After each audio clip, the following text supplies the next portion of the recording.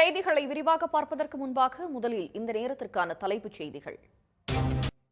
இனி செய்திகளை விரிவாக பார்க்கலாம். சென்னையில் ஒரு சவரன் தங்கத்தின் விலை 52,000 ரூபாயை கடந்து பொதுமக்களை அதிர்ச்சியில் ஆழ்த்தியுள்ளது. IPL கிரிக்கெட் தொடரில் இன்றைய போட்டியில் குஜராத் பஞ்சாப் அணிகள் மோத உள்ளன. அகமதாபாத் மைதானத்தில் இரவு 7:30 மணிக்கு இந்த போட்டி நடைபெறவிருக்கிறது. செய்திகளில் தொடர்வது சிறிய இடைவேளை. நாட்டு மக்களை குழப்ப இடி, ஐடி, சிபிஐயோடு RTI-யையும் பிரதமர் மோடி தம்முடைய கூட்டணியில் இணைத்திருப்பதாக முதலமைச்சர் மு.க.ஸ்டாலின் சாடியுள்ளார்.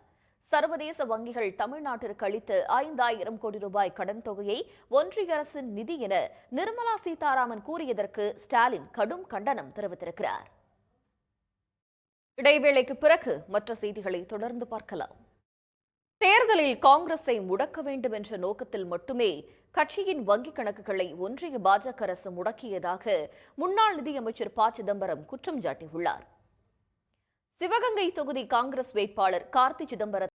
அண்மை செய்திகளுக்கு தொடர்ந்து இணைந்திருங்கள் சன் நியூஸ் தொலைக்காட்சியுடன்.